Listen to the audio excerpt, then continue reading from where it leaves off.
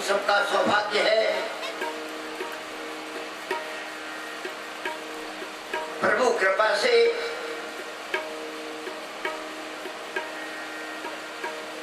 पूज्य बाबा द्वारा भगवान राम की कथा का श्रवण हम पिछले कई दिनों से कर रहे हैं।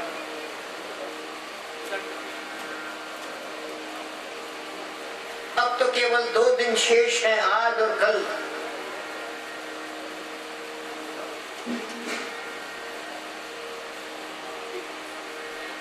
इस स्थल पर जिस प्रकार राम कथा के माध्यम से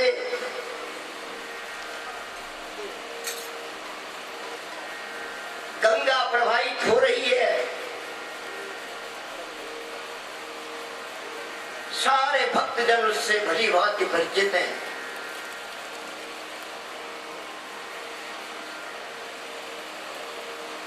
पूज्य बाबा के आगमन के पश्चात प्रतिदिन की भांति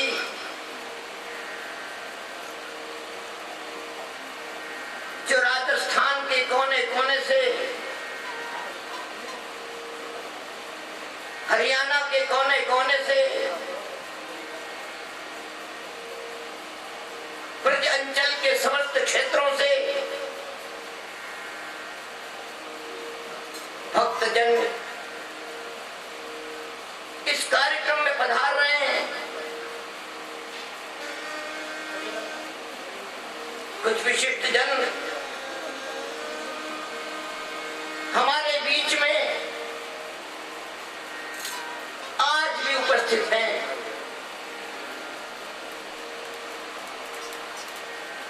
पूज्य बाबा का स्वागत करेंगे हम।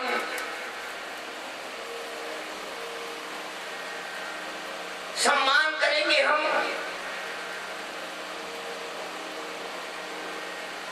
और जीवन में जो धारा बह रही है उनके द्वारा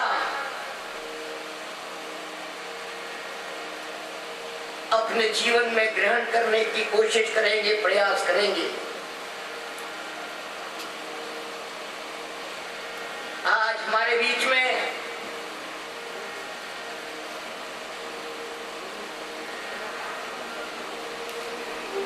राजस्थान से पधारी हुई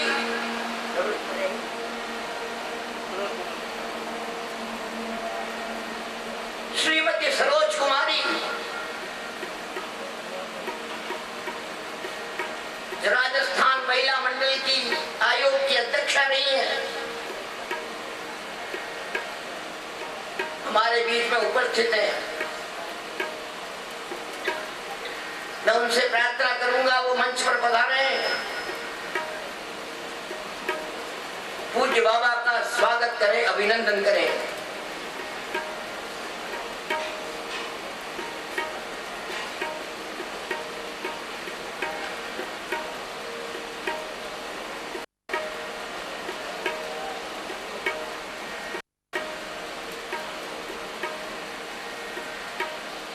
उसी प्रकार हमारे बीच में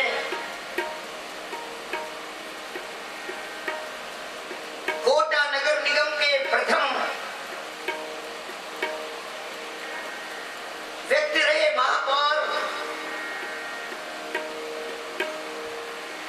आज ईश्वरलाल जी साहू उपस्थित हैं।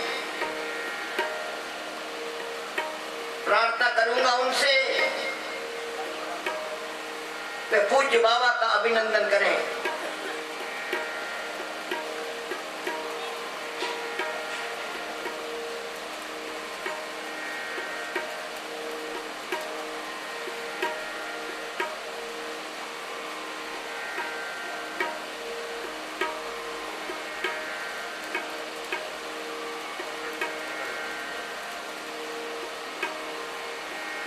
राजस्थान की विधानसभा में प्रभावी रूप से कार्यरत और एक कुशल राजनीतिक के नाते जिनकी पहचान राजस्थान की धरती पर की जा रही है, ऐसे जवान कार्यकर्ता श्री प्रहलाद जी गुंजल से मैं निवेदन करूंगा वे आए और पूज्य बाबा का अभिनंदन करें।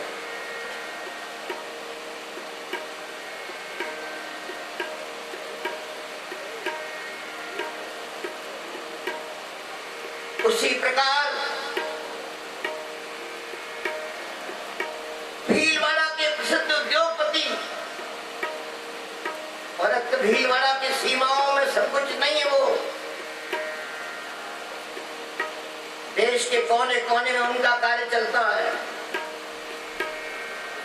एक प्रभावी विधायक के नाते, संसद सदस्य के नाते उन्होंने भारत की लोकसभा में, राजस्थान की विधानसभा में कीर्ति स्थापित की है। मैं श्रीमान सुभाष जी भैया से भी निवेदन करूंगा पूज्य बाबा का सम्मान करें।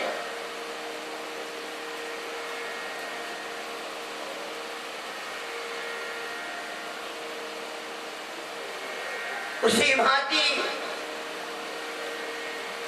हाड़ौती क्षेत्र के अनुसूचित जनजाति के प्रमुख नेता,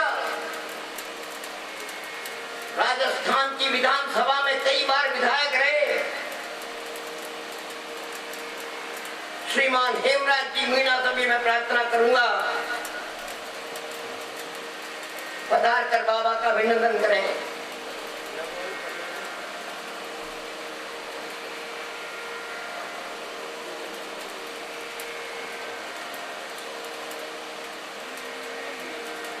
बीकानेर से उस सारे क्षेत्र के प्रसिद्ध एडवोकेट, रेवेन्यू क्षेत्र में जिनका नाम सारे बीकानेर जोधपुर डिवीजन में जाना जाता है, भारतीय जनता पार्टी के कार्य में कई प्रमुख पदों पर रहे, प्रसिद्ध एडवोकेट श्रीमान ओम जी आचार्य से निवेदन करूंगा वो भी बाबा का स्वागत करें।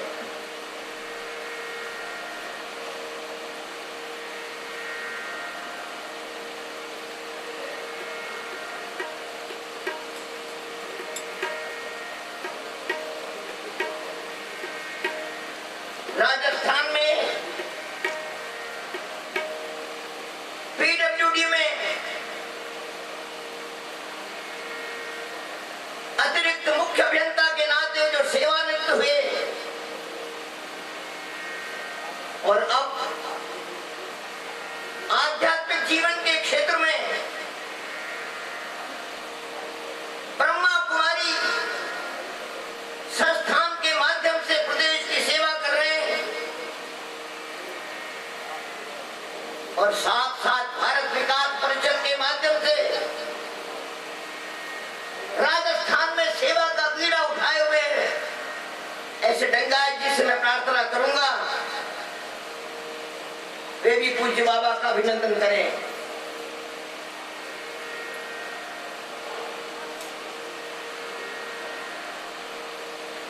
धर्म प्रेमी भाइयों और बहनों, पिछले दिनों से जो आनंद, प्रेम, भक्ति इस समस्त क्षेत्र में बिखर रहा है, बाबा के रूप में हमारे सामने सामने विशाल भक्ति का, प्रेम का, त्याग का, वैराग्य का सागर उपस्थित है।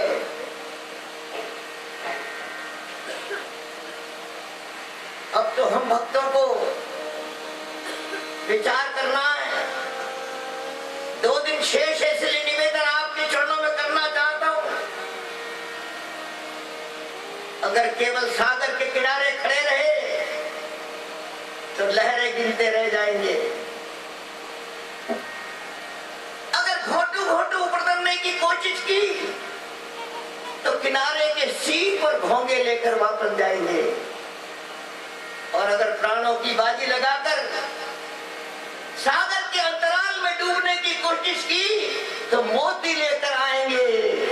आगामी 2 दिनों में हमको क्या करना है, जीवन में कौन सा व्रत प्रकट करना है, ऐसी प्रार्थना करते हुए मेरी वाणी को विराम देता हूं।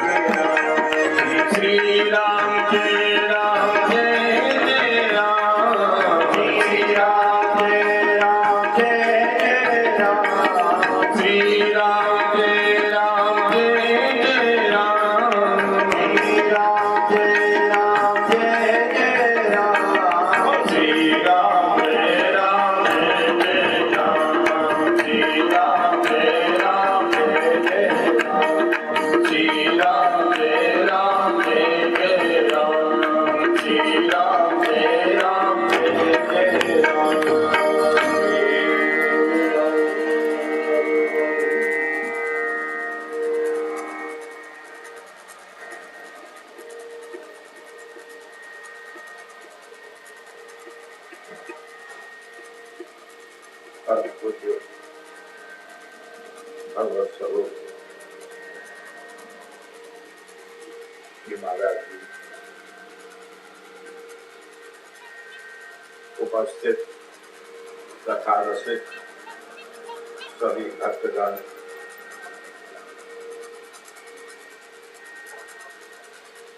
जन जन के प्रिय भावुक हृदय सम्राट परम सम्माननीय श्री बड़े ठाकुर जी के पवित्र संकल्प से और सम्माननीय चतुर्वेदी जी एवं उनके सभी स्नेही और सही सहयोगियों के पावन सहयोग से आप सबों की रुचि को सम्मान देने के लिए श्री रामचरितमानस के द्वितीय सोपान अयोध्या कांड अंतर्गत श्री भरत के चरित्र का संकल्प लेकर यह कार्यक्रम प्रारंभ हुआ, किंतु 12 वर्षों तक अयोध्या से बाहर रहने के कारण, जैसा कि मैंने आपसे बताया था कि भरत लोगों के दिल दिमाग से बाहर हो चुके और यही भरत की योजना थी। श्री राम से अलग रहना भरत के लिए कितना कष्टकर हुआ होगा, किंतु राम राज्य के लिए आप सुन चुके हैं कि विवाह के समय स्त्रियों के आपसी बातचीत में एक बात निकल कर आई थी, तो बहुत पुरानी पर निकल आई। आपने सुना है जनक के परिवार की जितनी स्त्रियां थी वो कहती हैं सीता के भाग्य खुल गए, भारत की महारानी बनने जा रही है, क्योंकि राम से विवाह होने के कारण वह जब राम महाराजा बनेंगे तो जानकी महारानी बनेगी। किंतु जनक के छोटे भाई के परिवार से संबंधित कुछ ऐसी स्त्रियों ने जिन्हें कलह प्रिय हो, उन्होंने एक विवाद खड़ा कर दिया। बोले क्यों सीता बनेगी? नैतिक दृष्टि से तो राज्य के अधिकारी श्री भरत हैं,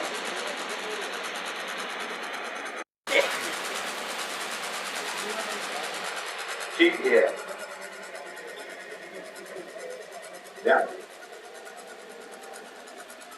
क्योंकि मत है कि नैतिक दृष्टि से तो अयोध्या का उत्तराधिकार भरत के लिए है। विवाह के समय महाराज ने कैकेयी से शर्त किया था कि कैकेयी के गर्भ का बालक ही रघुवंश का भविष्य का उत्तराधिकारी होगा, और दशरथ के नियत में किसी तरह का शक नहीं था।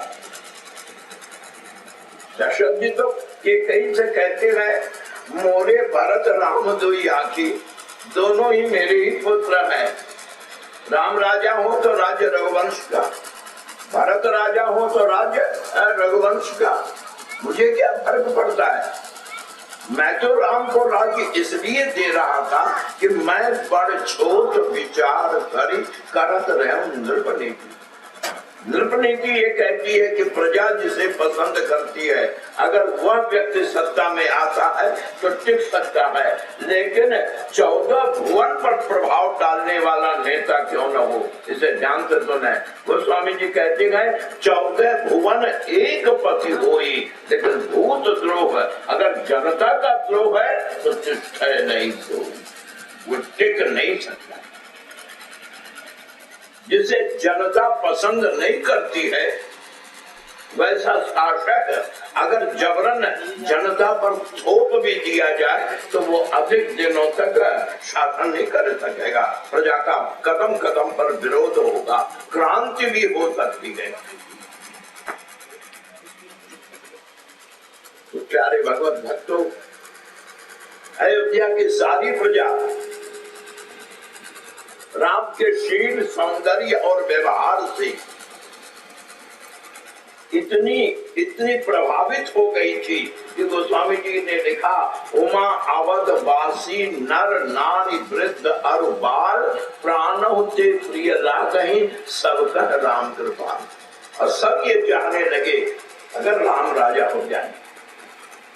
और ये संभव तब होगा अगर यदि महाराज अपने जीवन में राम को युवराज की घोषणा कर दें।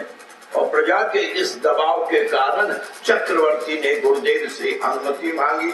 यद्यपि गुरुदेव ने संकेत दे दिया कि सुदिन सुमंगल तबहि जब राम होए युवराज, लेकिन होने के कारण वशिष्ठ गुरुदेव दशरथ को मना नहीं कर सकते। सूरदास महाराज सूर सागर में लिखते हैं कि कर्म गति चारे नहीं डरे, गुरु वशिष्ठ से पंडित ज्ञानी शोध के लगन धरे, पर सीता हरण मरण दशरथ को और वन में विपत्ति पड़े। इसलिए गोस्वामी तुलसीदास जी महाराज कहते हैं क्या राम कीन चाहे सोई होई। राम स्वयं राज्य पर नहीं बैठना चाहते थे, क्यों आपने सुना है कि भगवान राम विमल वंश या अनुचित एक। गुरुदेव के द्वारा यह सूचना पाकर कि भूप सजेवु अभिषेक समाजो सुनकर राम कितने दुखी हुए, ये मैं आपको विस्तार से सुना चुका। श्री राम जानकी से कहते, जानकी ये समाचार नहीं, मेरे दुर्भाग्य का दिन है ये। क्यों?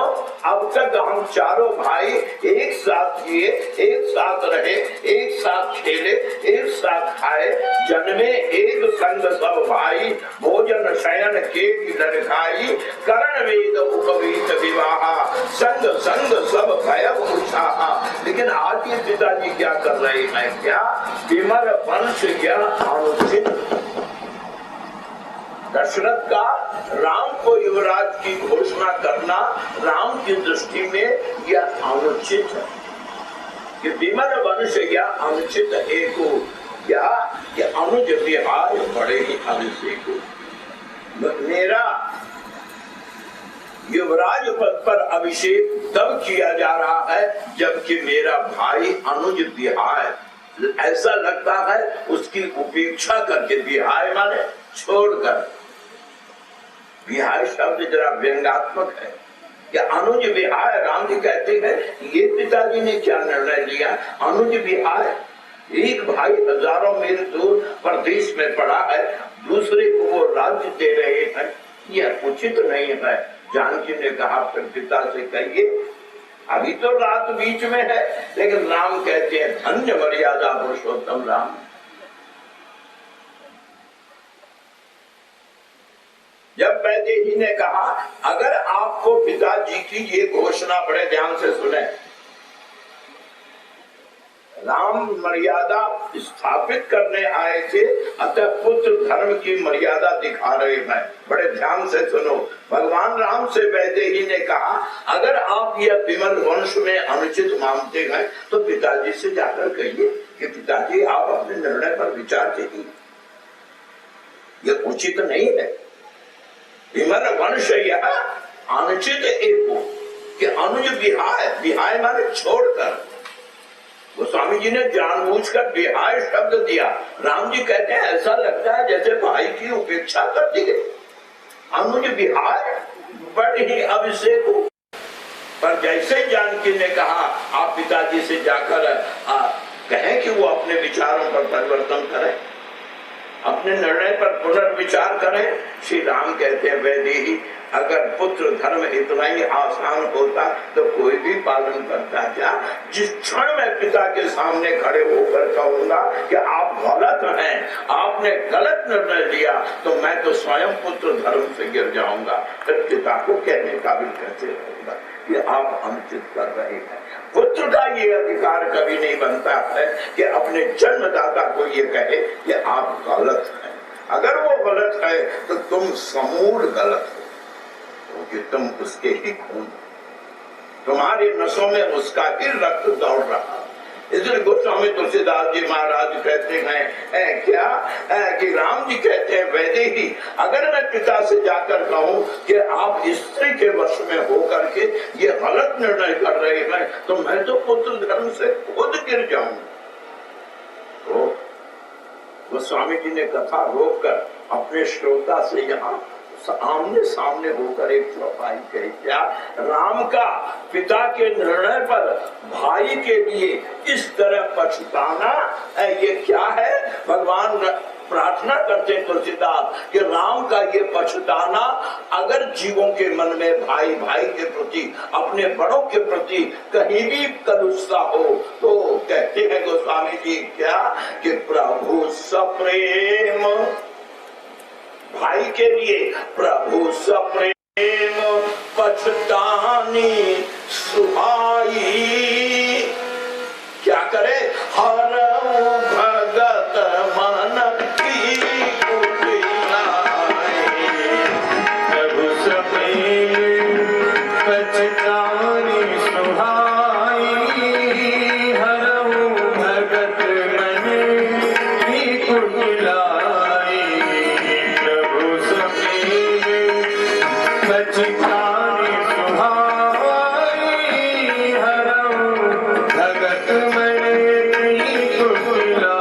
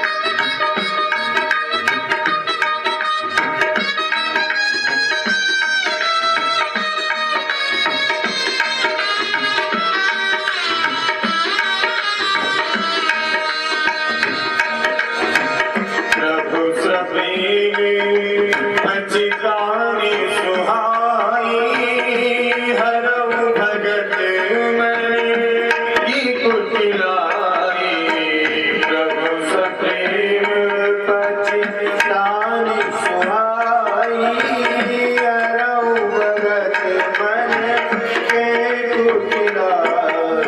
और प्यारे प्रभु प्रेमियों, श्री भरत में आने के बाद वही प्रतिक्रिया हुई। यदि राम सत्ता के लिए अपना अधिकार जमाते कि पिता ने मुझे दिया है, तो शायद कश्मीर से भरत भी सत्ता के अधिकार के लिए चुनौती देते आते। लेकिन भैया मेरे कारण राज्य को ठोकर मारकर चले गए, इस क्रिया की प्रतिक्रिया हुई।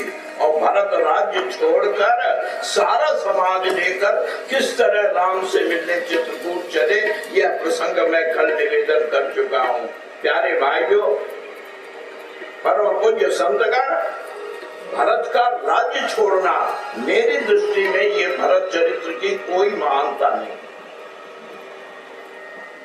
क्योंकि अगर भरत राज्य बैठने की भूल जागृत तो क्या अगर स्वप्न में भी करते तो भरत की बहुत दुर्दशा होती। क्यों?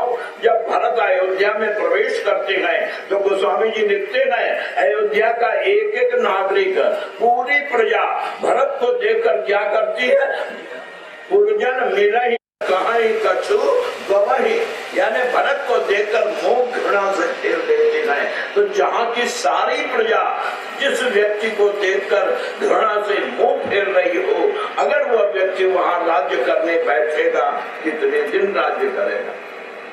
भूत द्रोह तिष्ठै नहीं सोई, सारी प्रजा जिस व्यक्ति से नफरत कर रही है वह व्यक्ति गद्दी पर बैठे, ये अयोध्या कैसे बना। इसीलिए अयोध्या ने निर्णय ले लिया था क्या, अवध कहाँ जहाँ राम निवास। राम से साफ कहा आप जहाँ रहेंगे सारी प्रजा वहीं रहेगी, लेकिन राम को इनका ये निर्णय स्वीकार नहीं हुआ।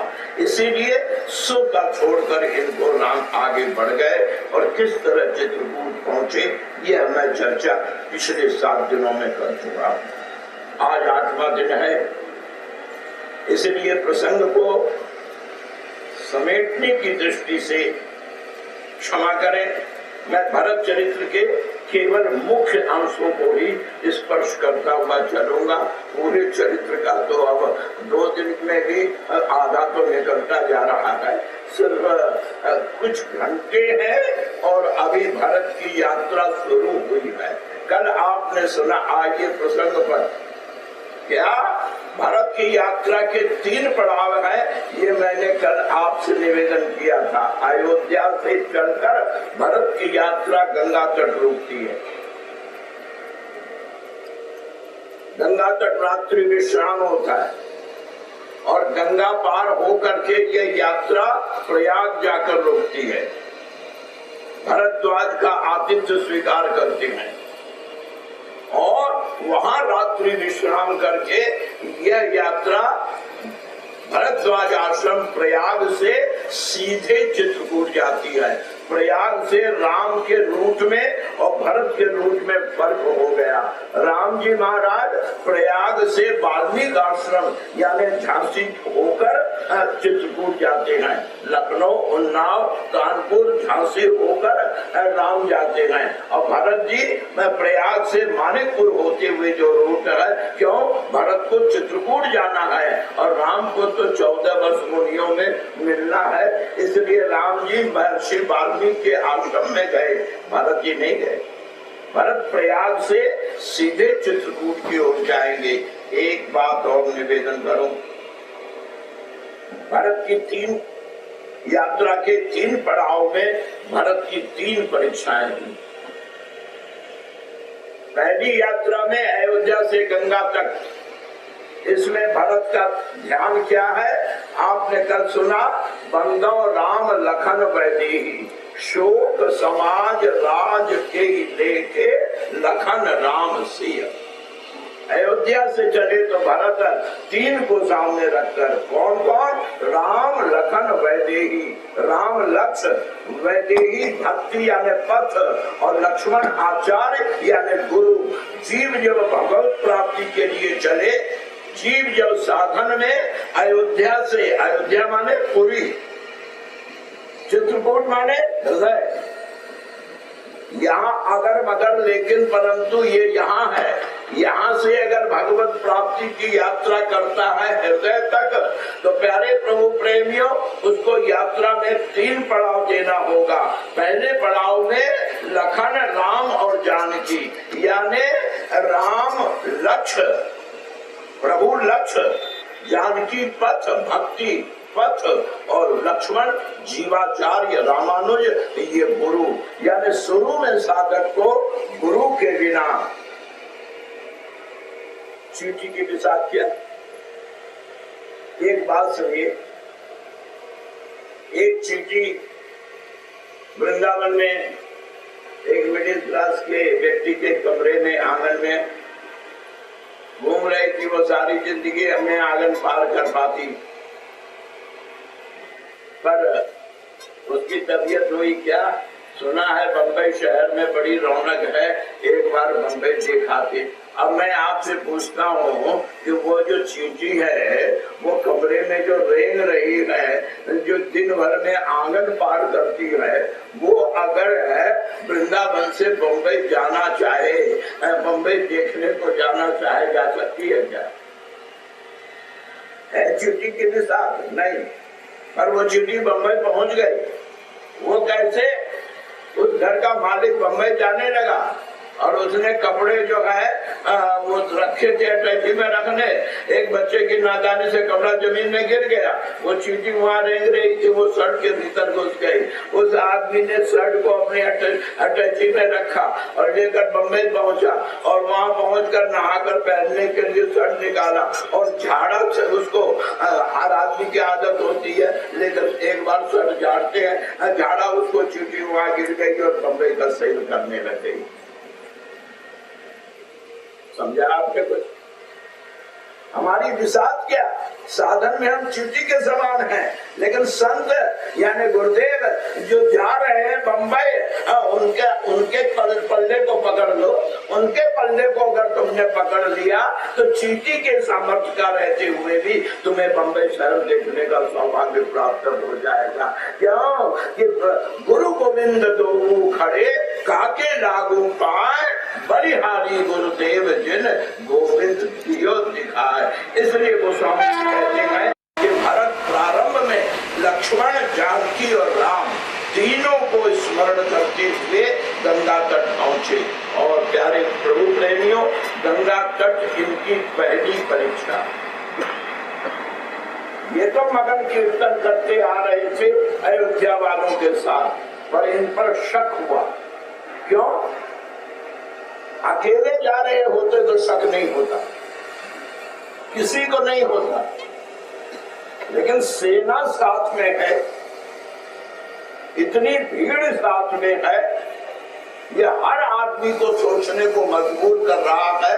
अगर इनको राम से मिलना है तो अकेले जाते, ज्यादा से ज्यादा शत्रुघ्न को एक आध सहायक मित्र ले जाते। ये पूरी अयोध्या की सेना लेकर जा रहे हैं, चतुरंगनी सेना लेकर जा रहे हैं। निषाद के दिमाग में यह संदेह उत्पन्न हुआ कि अगर मिलना था तो भरत अकेले जाते, कारण कवन भरत बन जाहे। ये श्रृंगेर के राजा निषाद के मन में संदेह। इधर भरत बेधड़क बंदो राम लखन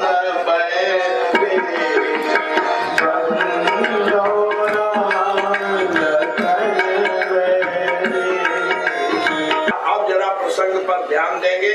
दूतों के द्वारा यह समाचार मिला कि भरत रघुवंश की चतुरंगनी सेना लेकर निरंतर राम की ओर अग्रसर हो रहे हैं। निषाद ने तुरंत संकेत दिया, ये जंगली आदिवासियों का संकेत है। छोटा आक्रमण करना हो छोटा संकेत देते हैं, बड़ा आक्रमण करना हो तो जितने निषाद जहां थे खेतों में काम करते, कहीं भी बड़े आक्रमण का संकेत पाते, जिसके पास जो था, बांस है तो बांस, परसा है तो परसा, तलवार है तो तलवार लेकर सब निषाद राज के पास इकट्ठे हुए। मालिक हुकुम, बोले हुकुम कुछ नहीं। पहली बार किसी आर्य ने हम जंगलियों पर भरोसा करके मुझे अपना मित्र बनाया है। राम ने पहली बार किसी अछूत को, जिसकी छाया नहीं छू सकती है, उस निषाद को गंगा की लहरों की कसम खाकर अपना मित्र बनाया। अगर हम अपना फर्ज पूरा न कर सके, मित्र के लिए प्राण न दे सके, तो फिर हम इतिहास में कलंकित होंगे। और मौत कितनी शानदार है, समर मरण बोले सुर सर तीरा, राम काज क्षण भंग शरीरा। मरना तो एक दिन है, लेकिन जो समर में मरते हैं उनके मुक्ति का द्वार खुला रहता है, और हम तो राम के लिए मरेंगे। इसलिए मेरी एक इच्छा है, क्या एक निषाद भी धरती पर जिंदा जब तक हो, भारत की सेना के एक भी व्यक्ति को गंगा पार न करने दिया जाए। जिए तन सुर सरी उतरन देव।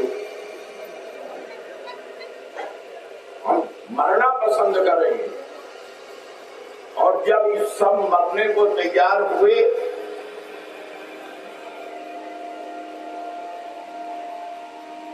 श्री राम जय राम जय जय राम, श्री राम जय राम जय जय राम, श्री राम जय राम जय जय राम, श्री राम जय राम जय जय राम, श्री राम जय राम जय जय राम, श्री राम जय राम जय जय राम, श्री राम जय राम जय जय राम, श्री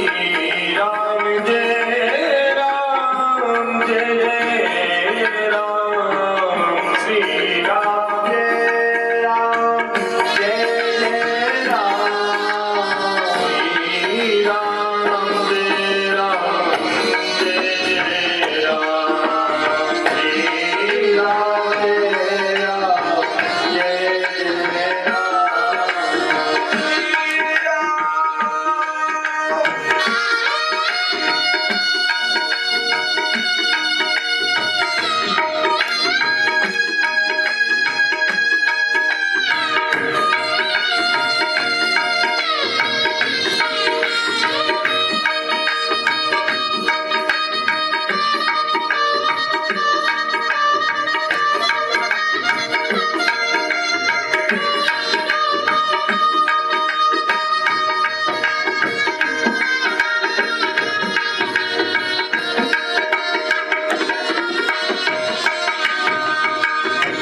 श्री राम जय राम जय जय राम, श्री राम जय राम जय जय राम, श्री राम जय राम जय जय राम, श्री राम जय राम जय जय राम, श्री राम जय राम जय जय राम, श्री राम जय राम जय जय राम,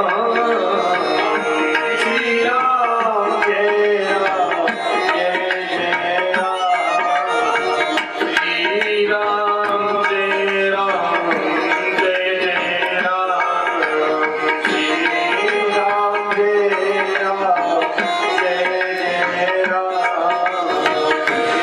राम जय राम जय जय राम, श्री राम जय राम जय जय राम।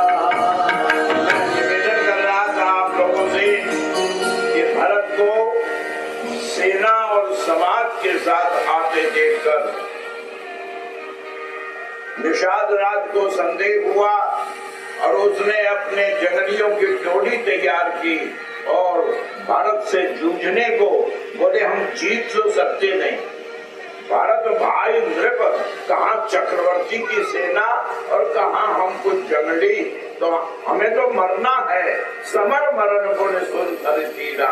लेकिन कुछ निषाद नौजवानों ने कहा वीर अधीर न हो, हम क्यों मरे, हम मरकर हम राम का क्या भला करेंगे, हम मरेंगे तो भरत तो राम तक पहुँचेंगे, हम ये क्यों न करें कि राम तक ये पहुँच न पावे। बोले कैसे, भरत अपने समाज के साथ घूमने आ रहे हैं, हम वृक्षों के झुरमुट में जिस तरह शिकार करते हैं, हम कोई आर्य तो है नहीं जो नीति का युद्ध करेंगे, हम तो शिकार करते